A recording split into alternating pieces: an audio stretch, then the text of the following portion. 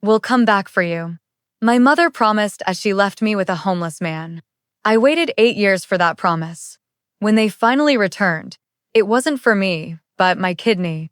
Little did they know, I was waiting for them too. My name is Quinn, and the day my life ended was also the day it truly began. It wasn't in a fiery car crash or a dramatic hospital scene. It happened on a Tuesday, under a sky the color of a fresh bruise, right outside the Franklin County Courthouse. I was 12. The divorce papers were signed, and my parents stood before me, a family fractured into pieces. My mom clutched my little sister Mia's hand, her knuckles white. My dad had his arm around my brother, Leo. And then there was me, standing in the space between them, an island in a sea of their resentment. My dad knelt, the smell of stale coffee on his breath. "Quinn," he started, his voice strained, "your mom's new guy. He's not ready for a teenager. And Leo, well, you know how he gets. He needs me." My mom just cried, shoving a crumpled $20 bill into my hand. "Be a good girl for a little while, sweetie. We'll come back for you." They pointed across the street to Old Man Sam, a homeless vet who spent his days collecting cans. Then they got into their separate, beat-up cars and drove away in opposite directions, leaving me with nothing but a worthless piece of paper and the chilling realization that I was disposable. If you've ever felt invisible in your own family, let me know by tapping that like button, because you're not alone in this.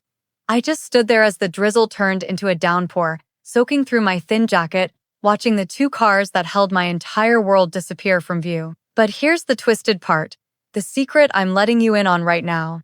That wasn't the first time I stood in that rain. In another life, I waited.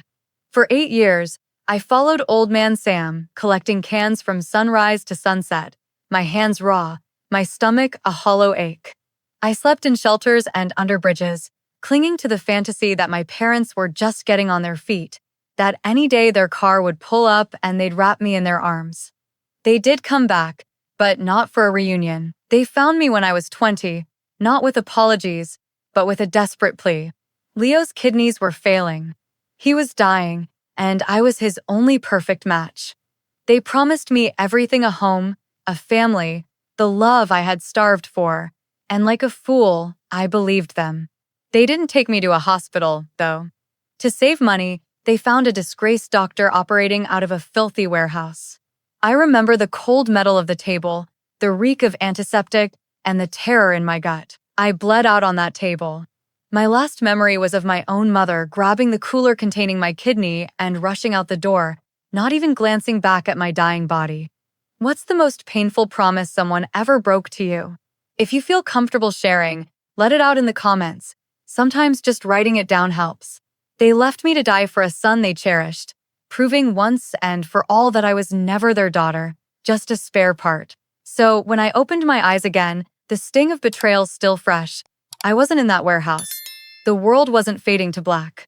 Instead, I was 12 again, standing in that same damned rain outside the courthouse. The crumpled $20 bill was still clutched in my small hand. My parents' cars were just pulling away from the curb, and Old Man Sam was watching me from across the street with a look of pity. For a moment, I thought it was a hallucination, a final, cruel trick my dying brain was playing on me. But the cold rain was real. The ache in my young bones was real. This wasn't a dream, it was a do-over. A second chance I never asked for but would be a fool to waste. The naive girl who would have waited for 8 years died on that operating table. The person standing in her place was a survivor, forged in betrayal and tempered by death. There would be no more waiting, no more hoping for a love that was never there. This time, I wouldn't be a victim, I wouldn't be their spare part. I would be the architect of my own life, and if they ever came for me again, they would find not a scared little girl, but a force of nature. The game had changed because I now knew all the rules, and I was ready to write a new ending. One where I didn't just survive, I thrived. That crumpled $20 bill in my hand felt less like help and more like a final, insulting payoff. A severance check for a childhood. But this new version of me, the one who had already seen the end of the story, knew that true freedom couldn't be bought with pocket change. It had to be seized. So, I didn't walk over to Old Man Sam. I ran. I sprinted past him, my worn-out sneakers slapping against the wet pavement, and slammed my hands on the hood of my mom's car before she could pull into traffic. She hit the brakes, her face a mixture of shock and irritation. My dad stopped his truck a few yards ahead. I walked to her window, my heart pounding a war drum against my ribs. "I don't want your money," I said, my voice clear and cold, shoving the bill back at her. "I want you to sign me over. Terminate your parental rights. I want it on paper, legally, that I am no longer your daughter." The silence that followed was deafening, broken only by the hum of the engine. My dad got out of his truck, his face a thundercloud. "What kind of nonsense is this?" he boomed. I looked him dead in the eye. "It's not nonsense. It's a deal. You get to walk away, no strings attached, no child support, no legal obligation. You never have to think about me again." I saw the gears turning behind their eyes, the initial shock giving way to a slow, dawning realization. They saw a loophole, a way to shed their burden without the guilt. Have you ever had to make a decision that felt completely insane to everyone else but perfectly logical to you? Let me know in the comments if you've ever trusted your gut over the crowd. They thought they were winning, getting rid of me for free. They had no idea I was the one closing the deal of a lifetime. My parents exchanged a look, a silent conversation passing between them that I knew all too well. It was the one that calculated risk versus reward. They thought I was a hysterical kid throwing a tantrum. But before they could dismiss me, I played my next card. "There's one more thing," I said, my voice steady. "Grandma Rose's gold locket. The one she gave me before she passed. I want it back." A flicker of something ugly greed crossed my dad's face. I knew in that instant that he had already planned to pawn it. In my first life, he sold it for a few $100s to buy a new set of tires. That locket was the last piece of unconditional love I had ever known, and I wasn't leaving without it. "It's just a piece of jewelry, Quinn," my mom said dismissively. I smiled, a cold, sharp thing that didn't reach my eyes. "To you, maybe. But I'm sure everyone at the Sunday service at Grace Community Church would be very interested to hear how you abandoned your daughter and then stole from her." Small towns talk. Imagine the gossip at the diner, the whispers at the grocery store. It won't look good for your new lives. I saw the hit land. My dad could handle being a bad father, but he couldn't handle being seen as one. My mom, desperate for her new boyfriend's approval, couldn't afford a scandal. The locket wasn't just gold, it was leverage. Checkmate. My mom, eager to finalize the deal, dropped off the locket the very next day. She didn't even get out of the car, just rolled down the window and tossed the small velvet box onto the pavement near where I was helping Sam sort cans. The victory felt hollow as I watched her speed away. I slipped the cool, heavy gold over my head, a final link to a love that felt like a distant dream.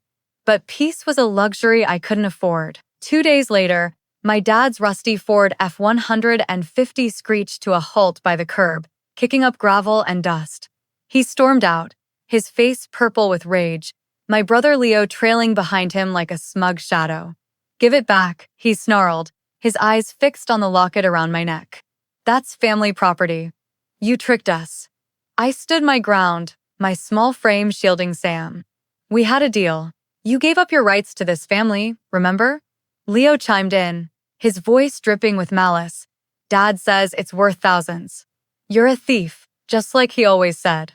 My father's rage boiled over. He lunged for the back of his truck and pulled out a tire iron, its metal glinting menacingly. "I'll teach you to be an ungrateful little snake," he roared, swinging it back.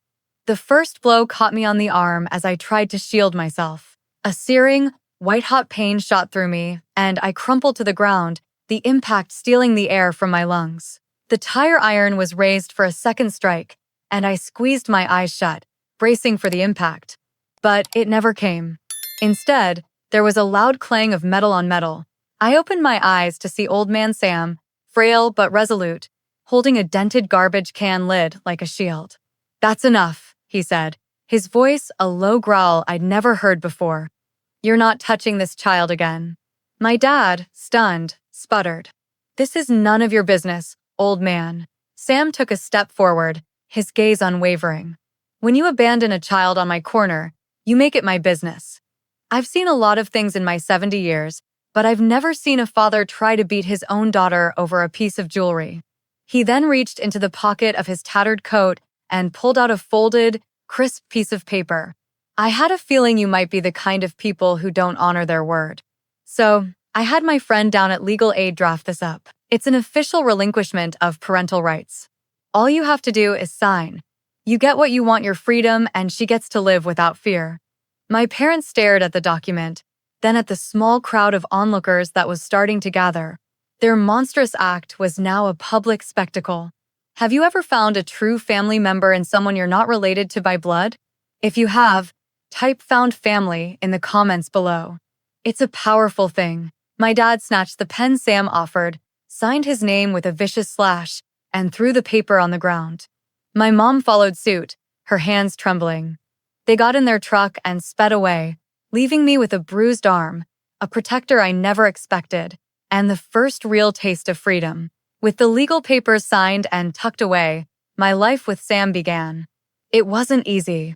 We woke up before dawn, the city still asleep, and combed the streets for cans and bottles. My hands, once soft, became calloused and tough. But for the first time, I felt a sense of purpose that wasn't tied to pleasing anyone else. Sam taught me the currency of the streets, not just how to find the best scrap, but how to read people, how to be invisible when I needed to be, and how to stand tall when I couldn't. He was more of a father to me in those first few months than my own had been in 12 years. While I worked alongside him, my real fight was happening in the quiet corners of the city. Every spare minute was spent at the public library, devouring books like I was starving. I did my homework under the dim glow of a street lamp after the library closed, my fingers numb from the cold. Knowledge was my armor, my weapon, my only way out. I wasn't just trying to pass, I was aiming for a different stratosphere. When the high school acceptance letters came out, I didn't just get into Northwood Preparatory, the best school in the state.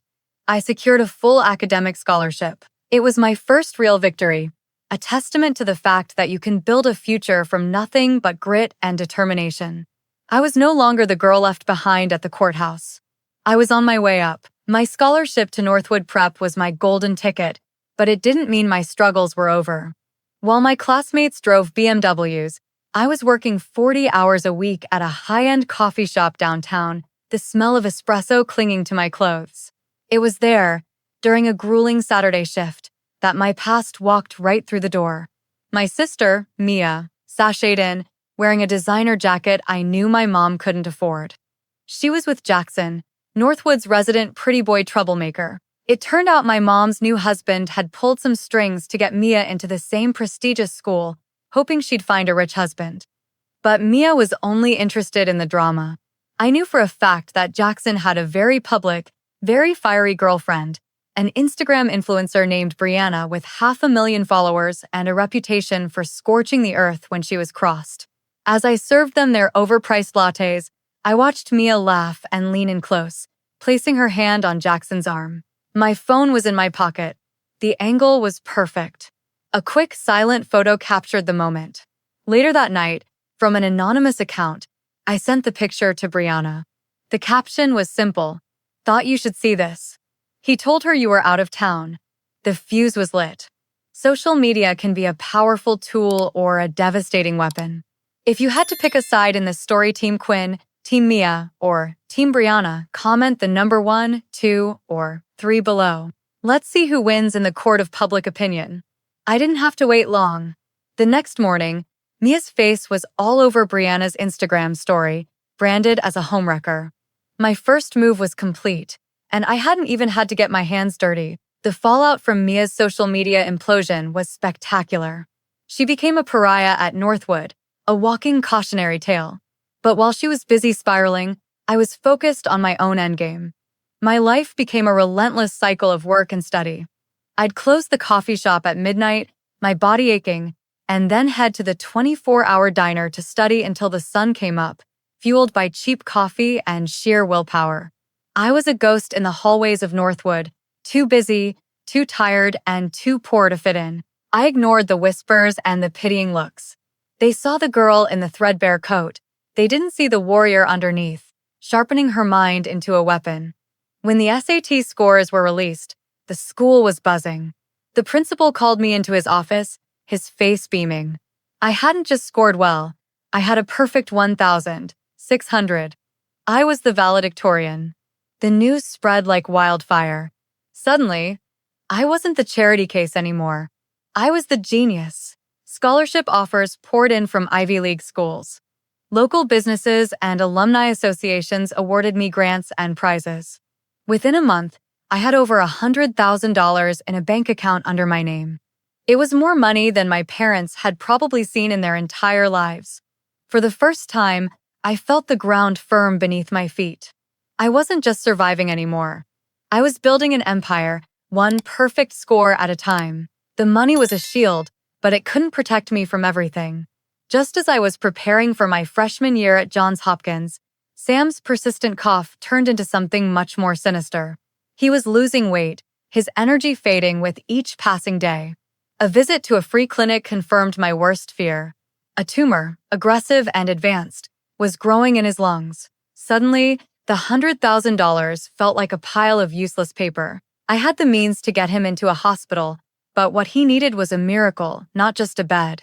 I threw myself into research, spending every waking hour in the university's medical library, trying to decipher complex oncology reports. One rainy evening, rushing to grab another textbook before closing, I turned a corner too fast and collided with an elderly woman, sending her stack of papers flying. As I knelt to help her, mortified, I glanced at the name on her ID badge, Dr. Evelyn Reed. It was like seeing a celebrity. She was a legend, a pioneer in experimental cancer treatments.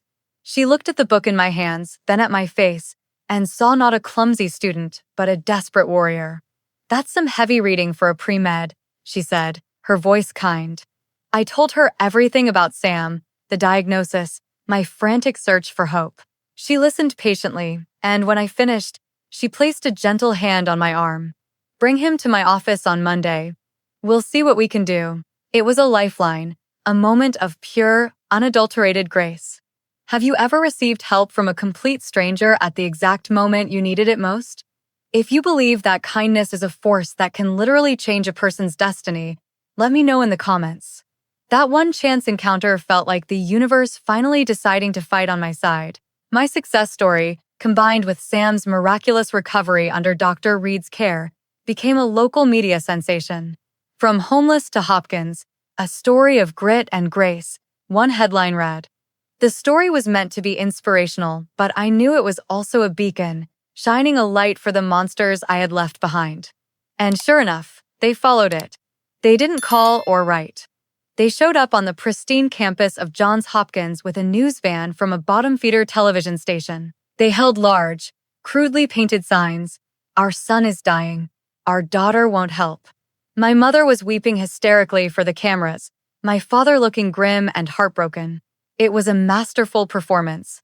I was pulled out of a cellular biology lecture by a flustered dean. As I walked out onto the main quad, the cameras swarmed me. My father pointed a trembling finger at me.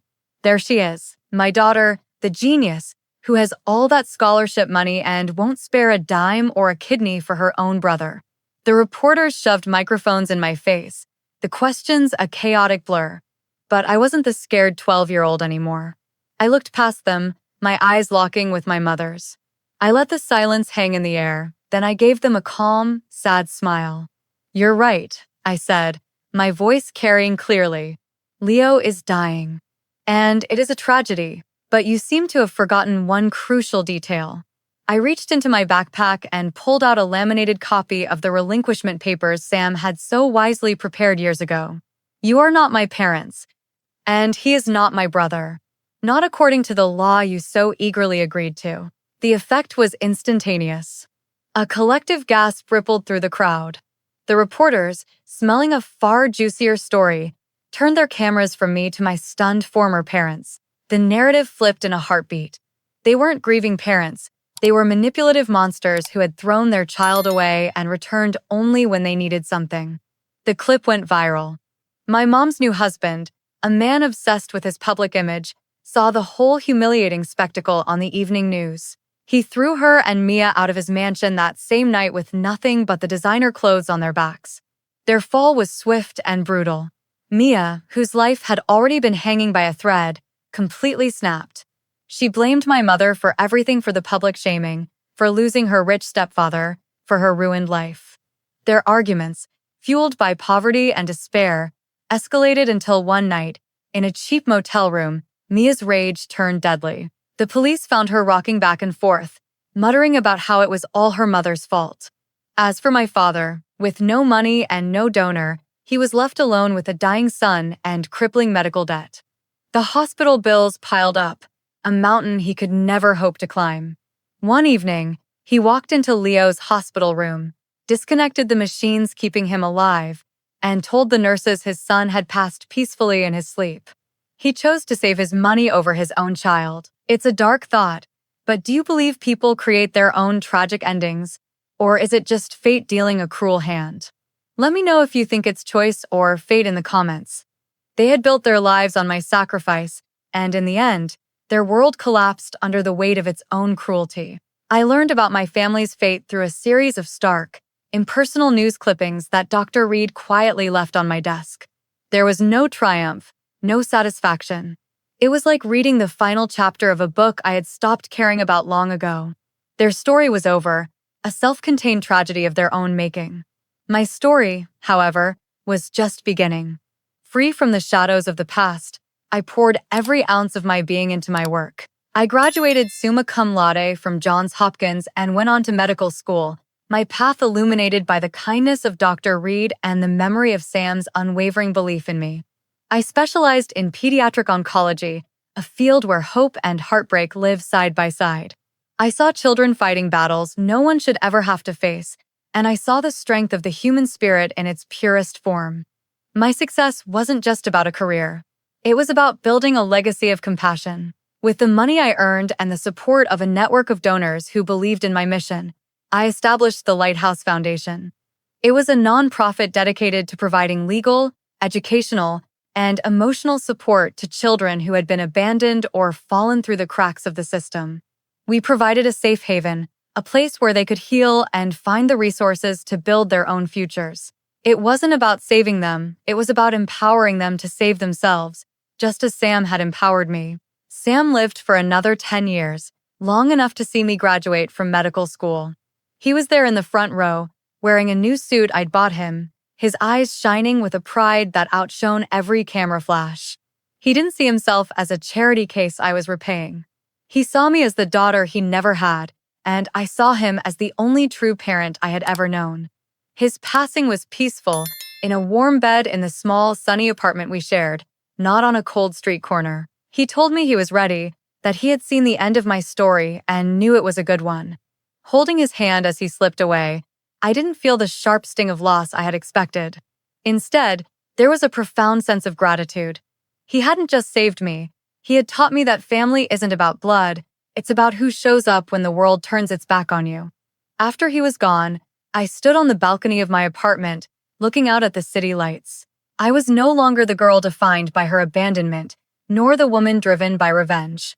The ghosts of my past were finally silent. I was just Quinn, a doctor, a founder, a woman who had built a life from the rubble of another. I didn't need anyone's approval or validation. My worth wasn't something to be earned or bartered for. It was inherent. I had finally found a quiet, unshakable peace, a sense of self that no one could ever take from me again. My story isn't really about revenge. When you strip it all away, it's about sovereignty, the absolute right to own your own life. For so long, I let my value be determined by people who saw me as a commodity, a tool to be used and discarded. The greatest lesson I learned, the one I want to share with you now, is that you are the sole author of your story. You cannot control the family you are born into or the circumstances that are thrown at you, but you always have the power to choose the next chapter. True freedom isn't the absence of hardship. It's the courage to face it on your own terms. It's building a home within yourself so that no matter where you are never truly homeless. It's realizing that the love you deserve won't ask you to set yourself on fire to keep others warm. My life is quiet now, filled with the gentle rhythm of my work at the foundation and the simple joy of a cup of coffee on a sunny morning. The ghosts of the past no longer have a voice. I took that power back. And so can you. Your past does not have to be your prison. It can be the fire that forges you into something stronger than you ever imagined. If you believe in the power to rewrite your own story and claim your own future, hit that subscribe button and join our community. Together, we can share more stories of courage and remind each other that we are never truly alone. Thank you for listening.